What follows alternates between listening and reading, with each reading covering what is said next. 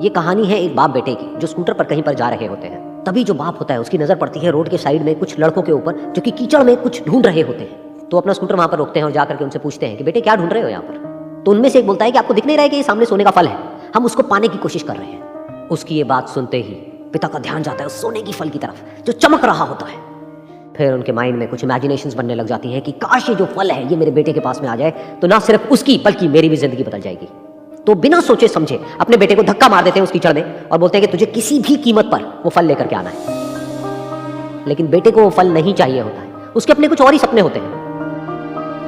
वो बहुत कोशिश करता है अपने पिता को ये समझाने की कि मेरी खुशी इस फल में नहीं है, मेरी खुशी कहीं और है, मेरे सपने कुछ और है। लेकिन उसके पिता उसकी एक नहीं सुनते हैं। वो उसको धक्का मारते हैं उस कीचड़ में और बोलते हैं कि मैं तुझसे पूछ नहीं रहा हूं, तुझे बता रहा हूं कि तुझे वो लेकर के आना है। तो वो बेटा भी अपने बाप के सपने को सच करने के लिए अपनी पूरी जान लगा देता है और पूरी कोशिश करता है कि किसी तरीके से उस सोने का फल उसके हाथ में आ जाए। लेकिन जैसे जैसे वो हाथ पैर मारता है उस फल को पकड़ने के लिए वो और नीचे धंसने लग जाता है और फिर जाकर के उसको समझ आता है कि ये कीचड़ नहीं है, ये दलदल है।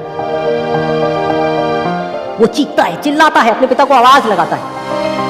लेकिन उसके पिता उसकी एक नहीं सुनते, बोलते हैं कि बहाने मत बना, और भी लोग हैं वहां पर जो कर रहे हैं, तो जब वो कर सकते हैं तो तू क्यों नहीं कर सकता। तो एक बार वो फिर से कोशिश करता है और अपनी पूरी जान लगा देता है, लेकिन उसके बाद भी उसके हाथ में कुछ नहीं आता है और वो धीरे धीरे नीचे धंसता चला जाता है और मर जाता है। तब जाकर के उसके पिता को एहसास होता है कि उससे कितनी बड़ी गलती हो गई। वो वहीं बैठ करके रो रहा होता है, चीख रहा होता है, चिल्ला रहा होता है।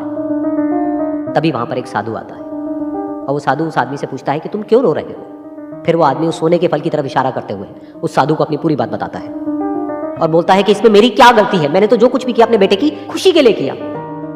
तो वो साधु उस फल को ध्यान से देखता है और उस आदमी को कहता है जिस सोने के फल की वजह से तुमने अपने बेटे को गवा दिया, कम से कम एक बार ध्यान से उसकी तरफ देखा तो होता कि वहां पर कोई फल है भी या नहीं।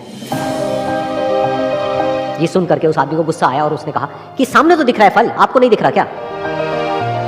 तब वो साधु उस कीचड़ के ऊपर एक पेड़ होता है जिसकी तरफ इशारा करते हैं और बोलते हैं कि वो जिसे तुम देख रहे हो वो उस फल की परछाई है, असली फल वहां पर उस पेड़ के ऊपर है।